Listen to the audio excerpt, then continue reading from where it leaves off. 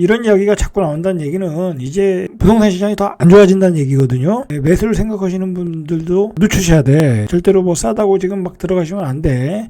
자, 이런 뉴스가 그런 의미가 담겨 있는 거예요. 오늘 그 무슨 뉴스가 나왔냐면 서울 소재 중견사인 A 종합건설사가 만기가 도래하는 500억 원을 막지 못해서 조만간 디폴트에 빠질 수 있다는 이야기가 공공연히 이야기가 되고 있다는 어떤 신문기사가 나왔어요. 그래서 시행업계 관계자는 자금 조달길이 막혀서 여기저기서 20억, 30억 단위로 조달하고 있는데 쉽지 않다라는 얘기예요. 그러니까 드디어 이제 금리가 많이 올라갔잖아요. 그 금리 후 폭등의 후폭풍이 시작된 거야. 금리가 올라가면 사람들이 이제 오피스텔이나 생활형 숙박시설 뭐 그런 것들을 이제 분양을 안 받겠죠.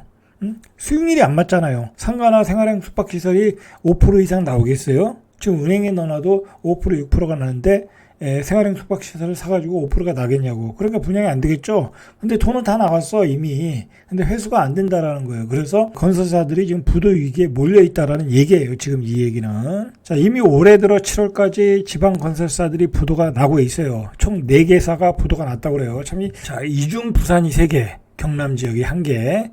자, 최근에 부동산 PF를 주도했던 저축은행, 이제 제2금융권이 주도를 했겠죠. 저축은행에서 주로 지방사업장과 비주거 부동산 상품에 대출을 많이 했다라는 거예요.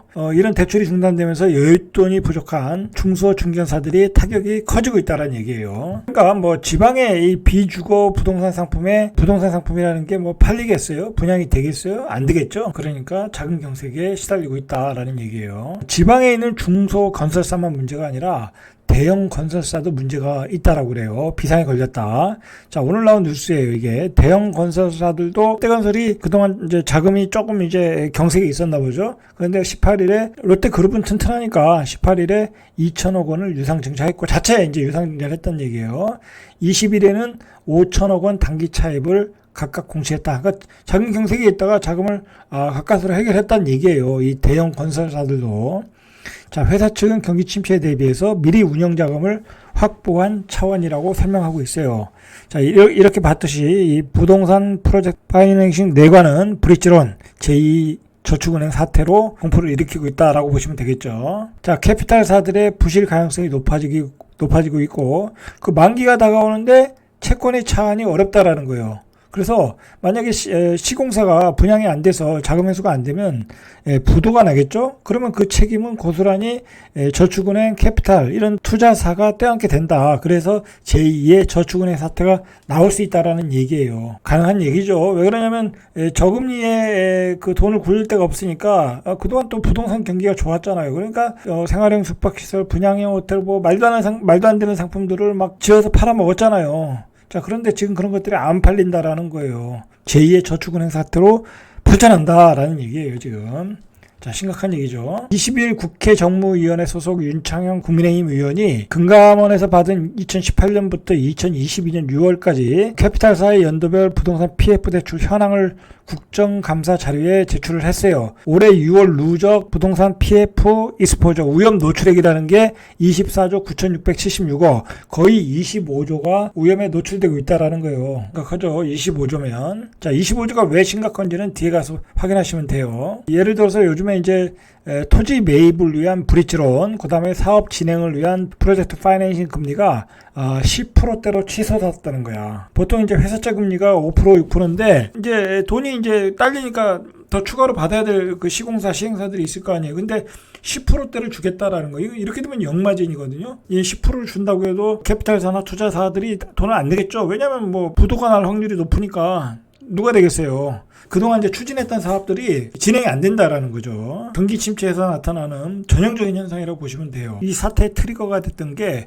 바로 강원중도개발공사의 2020년 레고랜드 건설 자금을 조달하기 위해 특수목적회사 I1 제1차를 설립하고 2,050 규모의 자산유동화증권을 발행했는데 그 I1 제1차가 부도 처리됐다라는 거예요. 이게 이제 정부의 공공기관이잖아요. 강원도의 어떤 그 공공기관인데 여기가 부도 처리가 된 거야. 그러니까 시장이 그 공공기관도 부도 나서 돈을 회수하지 못한다면 그 프로젝트 파이낸싱 하는 것들은 다 문제가 있네. 그래서 레고랜드 강원 중도개발공사가 시행한 이 레고랜드 사태가 트리거가 됐다라는 거예요. 자, 그래서 이제 시중에 완전히 이 돈줄이 말랐어요. 그래서 투자사들은 증권사나 시공사가 신용으로 발행한 전단체를 거들떠 보지도 않는다는 거예요. 전자 단기사채 거들떠 보지도 않는다. 10% 역마진을 감수해서 10%에 가까운 이자를 약속한 채권도 안 팔린다라는 거예요. 뭐 시공사 입장에서는 돈이 급하니까 뭐 10%의 돈을 빌리면 오히려 손해를 봄에도 불구하고 10%의 채권을 약속했는데 그것도 안 팔린다라는 굉장히 위험한 상황이 있다라는 거예요. 자, 한국예탁결제원에 따르면 만기가 짧은 유동화증권이 특성상 연말까지 한 34조 원 규모 PF 유동화증권 만기가 돌아야 한다는 거예요. 34조 원이 돌아오면 그걸 갚아야 되거든요. 만기 물량을 떠안는 투자자가 나타나지 않으면 디폴트 사업 현장이 연쇄적으로 발생할 가능성이 높다라는 거야. 이런 상황에서 자, 이렇게 상황이 심각해지자 금융당국이 나섰어요. 금융위원회는 채권펀드 여유자원 1조 6천억 원으로 채권 매입을 재개하겠다. 추가 캐피탈도 실시할 계획이라고 그래요. 여기서 중요한 게 1조 6천억 원이라는 거예요. 그러나 이 정부의 조치에 대해서 시장은 시큰둥하다는 거예요. 얼어붙은 이런 분위기를 녹이려면 보다 직접적이고 구체적인 대책이 나와야 된다라는 게 이 투자사 임원의 설명이에요. 그래서 채권펀드 여유자원 1조 6천억 규모는 부족하다. 아까 봤듯이 만기가 도래하는 게 34조인가 그랬잖아요. 그러니까 최소한 20조에서 30조 규모의 정부 대책이 나와야 시장 분위기가 이런 안 좋은 분위기가 수그러들 것이라고 이야기를 했어요. 그러니까 정부는 그냥 정부의 역할 정도만 하겠다라는 거죠. 자, 정부의 입장은 추경호 부총리가 얘기했듯이 뭐 돈이 없어요. 긴축을 하겠다는 거잖아요. 지금 돈을 풀 수가 없어요. 여기서 뭐 예를 들어서 뭐 20조, 30조를 풀어서 채권 시장을 안정화시키겠다 그러면 영국과 같은 사태가 일어나는 거야. 그러면 이제 외국인들이 다 집어 던지고 나가겠죠. 그러면 우리 환율이 폭등하고 우리 물가가 폭등하는 역효과가 생길 수 있죠. 정부 입장에서는 당연히 그럴 수밖에 없는 거예요. 그리고 정부 입장에서는 이런 거예요. 너희들 그동안 부동산으로 돈을 많이 벌었잖아. 그렇잖아요. 건설사들 뭐 돈 많이 벌었잖아요. 그 돈 다 어디 갔냐 이거야. 그 돈 갖다 쓰라 이거야. 너희들 알아서 해라. 각자 도생. 정부는 1조 6천억 정도 뭐 아주 긴급한 때만 쓰겠다라는 얘기예요. 정부의 입장이 맞는 거죠. 그동안 많이 벌었잖아요. 건설사들. 자, 20일 금융투자협회에 따르면 전날 기준 이 채권 시장에서의 신용 스프레드가 125bp. 이게 굉장히 많이 벌어진 거예요. 스프레드가 2009년 8월 13일 129bp 이후 13년 2개월 만에 최고 수준이라는 거예요. 이게 스프레드가 벌어지면 채권 시장이 굉장히 불안정하다는 얘기예요. 지금 채권 시장이 우량 등급으로 분류되는 AA 회사차 3년물 금리가 5.574포인트예요. 지금 채권 시장에서 문제가 뭐냐면 한전이 요즘 적자가 나면서 채권을 발행을 많이 했거든요.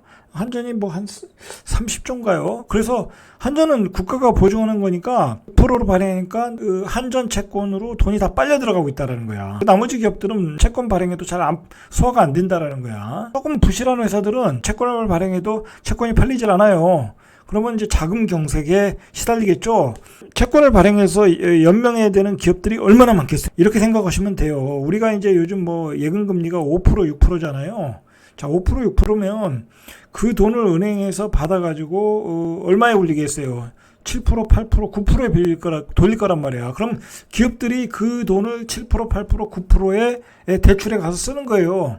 근데 7%, 8%, 9%의 기업들이 가지고 가서 그게 기업들이 생존할 수 있겠냐고. 자, 그러니까 내년에 커다란 금융위기 또는 경기 침체가 온다는 거예요. 그러니까 내년 시장은 극도로 안 좋아진다. 그러니까 이게 금리라는 게 어떻게 보면 지금 은행으로 시중의 돈들이 다 빨려 들어가고 있어. 뭐 정기예금 금리가 연 4% 준다고 하니까 지난달 한 달간 정기예금에만 32조 4,812억의 자금이 들어갔고, 자, 5대 은행의 정기예금 잔액이 지난 14일 783조 5천억 정도.